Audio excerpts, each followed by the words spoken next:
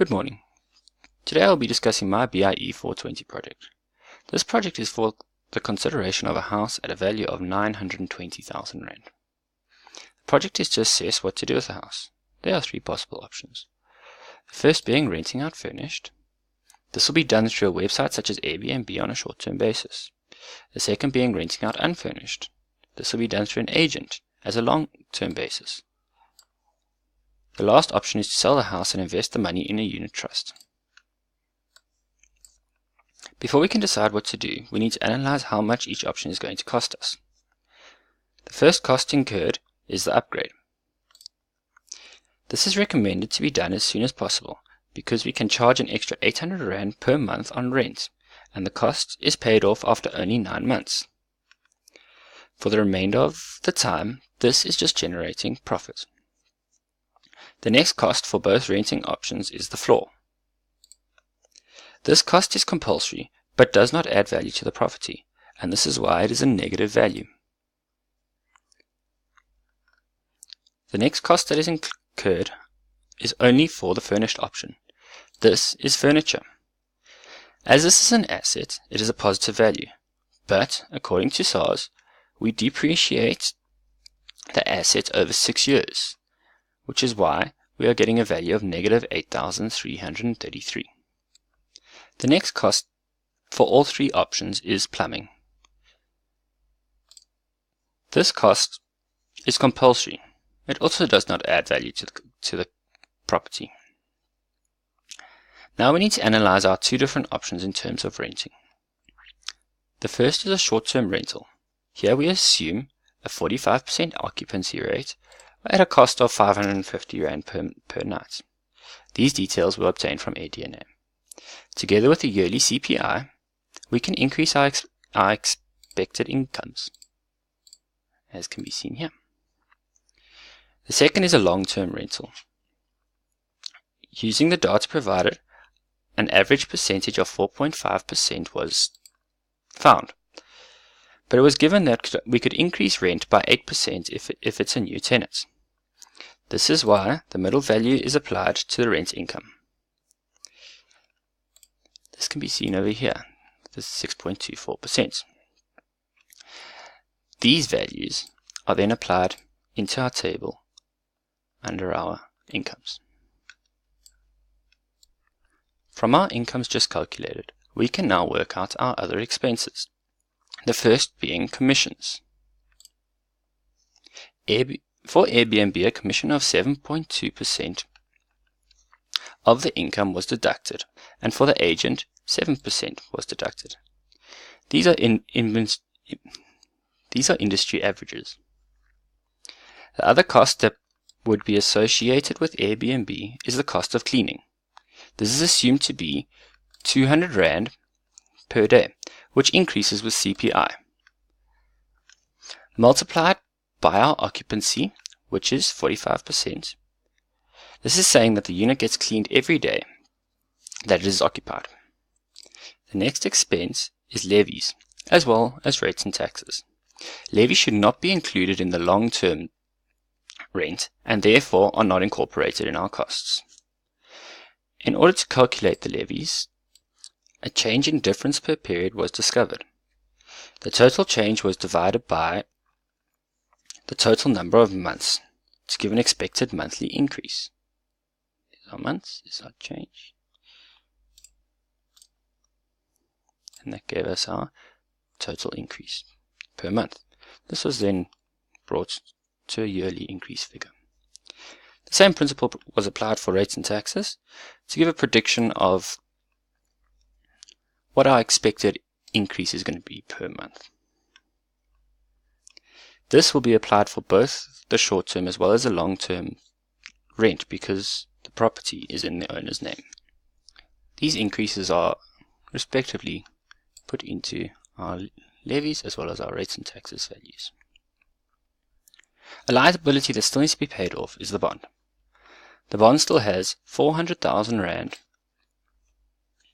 left to be paid out, over 16 years to do so.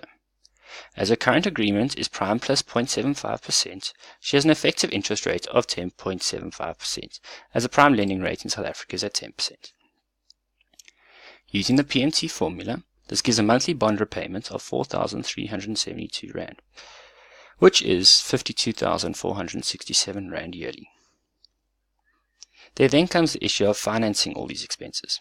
As she currently has no money to do so, she needs to get a loan. Before she can apply for a loan, she needs to assess the different expenses that need to be paid for. These were discussed earlier. As there is no money for the first month expenses are accounted for, and it is assumed that after the first month she'll no longer need the money for these expenses, as she'll have money from the previous month as well as her salary. She has three different options to obtain this money. The first option being refinancing her current bond at 10.75% for 20 years. The next is getting a personal loan for 12 months at prime plus 17.5% interest rate. And the last option is getting a credit card, which has a repayment term of 12 months and an interest rate at prime plus 10.5%. Using the total expenses and the PMT formula, it can be seen that the cheapest of all the options is the credit card. Although it is not the cheapest monthly cost, it is recommended to pay the debt off as soon as possible, and the net expense will then be lower. As these expenses have only been accounted for the first year, because the credit card has a 12-month payment term, they have been accounted for on the first year. Let's have a look at selling the property. The costs that will occur through selling the property are the agent commission, capital gains tax, as well as the bond cancellation fee.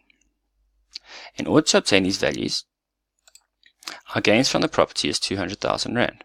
This is taking the selling price minusing the initial cost price. The commission the agent will get is 7.5% of the sales value. We also have an annual exclusion from SARS of 40,000 Rand, which leaves us with a total capital gain of 91,000 Rand. Of that, 40% is going to be taxed, which leaves us with 6,552 Rand, which is capital gains tax of 8%. We would then need to cancel our bond, and this will cost us about 5,000 Rand.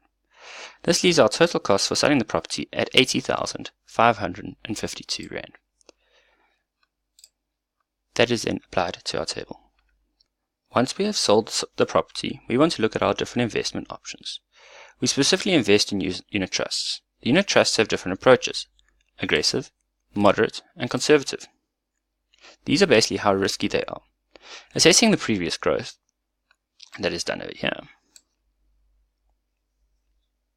we can see what the expected values of our assets could be based on the previous trends. It is important to note that we are only investing 520,000 Rand, as we paid off the other 400,000 Rand of our bond.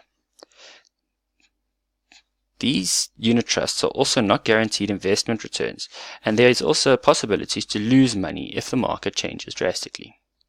As I believe in aggressive investing, I would recommend investing 40% in conservative,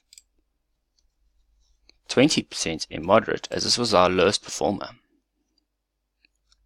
and then the other 40% into the aggressive. This is done so that if one does not do so well, we do not lose all the money. With these percentages, the expected asset value would increase from 568,000 Rand in the first year to 817,000 Rand in the last year. The increase in value from year to year is added to the table.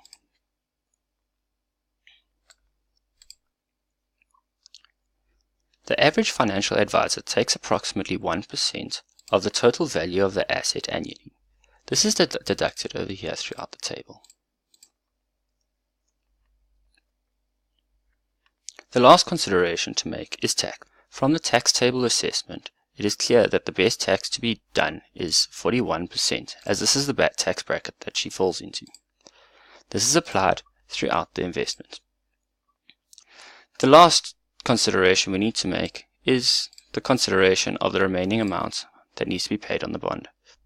This value is taking the yearly value that we're paying for the bond and multiplying it by the 11 years we have left. From the analysis, it is quite clear that the best option would then be to rent the apartment out unfurnished. Thank you.